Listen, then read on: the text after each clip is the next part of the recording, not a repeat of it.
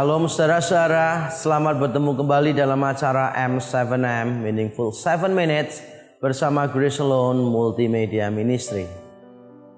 Dalam sesi yang lalu kita sudah belajar bahwa dosa Adam membawa pengaruh, membawa dampak bagi seluruh keturunannya. Karena Adam berdiri bukan hanya sebagai seorang individu, tetapi dia berdiri sebagai kepala yang mewakili seluruh keturunannya kelak. Sehingga kegagalan Adam menjadi kegagalan semua orang.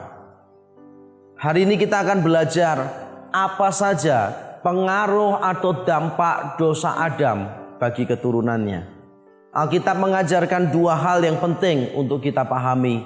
Yang pertama, pengaruh dosa Adam bagi seluruh keturunannya adalah dari sisi status. Status hukum di hadapan Allah. Adam bersalah di dalam perjanjian, seluruh keturunannya turut bersalah di dalam perjanjian itu, dan secara legal, secara hukum, karena mereka telah melanggar perjanjian dengan Allah, mereka adalah orang-orang yang berdosa. Secara hukum di hadapan Allah, Allah memandang semua manusia sebagai orang yang berdosa. Roma 3 ayat 23 mengatakan sebab semua orang telah berbuat dosa dan kehilangan kemuliaan Allah. Sebagai orang-orang yang secara hukum dianggap bersalah oleh Allah, maka kita semua layak untuk menerima hukuman. Kita semua layak dan menantikan hukuman kekal di dalam neraka. Dan Alkitab berkali-kali membicarakan tentang hal itu, bahwa orang-orang yang berdosa sudah sepantasnya untuk dihukum. Ini merupakan hal yang bersifat objektif di luar diri kita, dalam arti seperti itu. Mungkin kita tidak merasa, mungkin kita tidak sadar, tetapi faktanya tetap secara objektif ada di mata Allah, bahwa semua manusia adalah orang-orang yang berdosa. Secara status kita adalah orang-orang yang berdosa. Yang kedua, dampak atau pengaruh dosa Adam bagi semua keturunannya adalah dari sisi natur. Manusia berdosa bukan hanya dari sisi status secara legal, sesuatu yang terjadi secara objektif, sesuatu yang terjadi di luar diri manusia, tetapi juga dari sisi natur di dalam diri manusia. Maka manusia juga mewarisi dampak dosa Adam. Dan karena ini bicara tentang natur manusia, maka seluruh natur manusia itu sudah teracuni oleh dosa. Kalau saudara membaca di dalam Kejadian pasal yang ke-6 ayat yang ke-5 dikatakan bahwa manusia kecenderungan hatinya sudah sejak awal kepada kejahatan. Jadi kecenderungan hati manusia selalu kepada kejahatan. Di dalam Matius 15 Tuhan Yesus mengatakan segala sesuatu yang jahat muncul dari hati manusia. Bukan hanya hati manusia yang tercemar oleh dosa. Kalau saudara membaca di dalam Roma pasal yang ketiga ayat 10 sampai yang ke-18, maka saudara di sana melihat Paulus mengutip dari satu kitab, dari satu teks di dalam kitab Mazmur. Dan dia menyebutkan orang-orang yang berdosa, yang tidak mencari Allah, yang tidak berakal budi.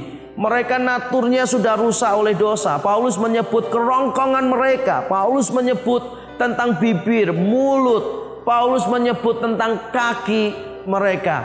Seolah-olah seluruh aspek hidup kita sudah teracuni oleh dosa. Dan memang demikian, seluruh natur kita teracuni oleh dosa.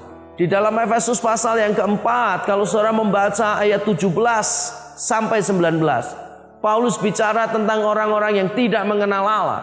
Dan Paulus mengatakan tentang pikiran mereka, mengatakan tentang perasaan mereka. Jadi pikiran mereka, perasaan mereka juga sudah teracuni oleh dosa. Sehingga apa yang dihasilkan tidak ada yang baik. Yang dihasilkan adalah hal-hal yang mendukakan hati Tuhan. Mengapa? Karena natur manusia adalah natur yang berdosa. Nah, saudara, saya sungguh ingin kita memahami ini. Secara objektif kita mendapatkan dampak dari Adam, yaitu dari sisi status kita. Secara subjektif kita juga mendapatkan dampak dari dosa Adam, yaitu dari sisi natur kita. Dan saya ingin kita melihat ini sebagai hal yang sangat serius bagi kita. Kalau memang kita secara status dianggap bersalah oleh Allah, maka bagaimana kita bisa pada akhirnya dianggap tidak bersalah, dianggap benar oleh Allah? Jelas bukan karena perbuatan kita. Karena bagaimana bisa kita dibenarkan karena perbuatan kita, sedangkan natur kita adalah natur yang berdosa. Apa yang seharusnya netral, apa yang seharusnya tidak masalah, ternyata telah menjadi berdosa karena natur kita sudah tercemar. Kita makan bukan sesuatu yang berdosa, tetapi kita menjadi rakus. Kita mengambil milik orang lain. Ketamakan menguasai hati kita. Menginginkan sesuatu netral, tetapi menginginkan sesuatu secara berlebihan, ketamakan adalah dosa. Uang sesuatu yang netral, tapi karena natur kita berdosa, maka kita cenderung terjebak pada menjadi hamba uang. Jadi apapun yang kelihatannya baik, tapi di tangan manusia yang berdosa, pada akhirnya menjadi berdosa. Karena natur kita, di dalam diri kita sudah berdosa. Status kita berdosa, natur kita berdosa. Tidak ada yang kita bisa lakukan untuk diselamatkan. Tetapi puji Tuhan, Allah tidak membiarkan kita seperti itu. Allah menyelesaikannya dengan jalan mengutus anaknya yang tunggal, Yesus Kristus, mati di atas kayu salib untuk membenarkan kita orang-orang yang berdosa. Sehingga melalui iman kepada Dia, maka kita diperhitungkan sebagai orang benar. Bukan karena kita benar-benar benar, tetapi karena iman kepada Kristus, kita benar-benar diperhitungkan sebagai orang benar. Dan itulah sukacita kita di dalam Kristus. Kiranya Tuhan memberkati kita. Amin.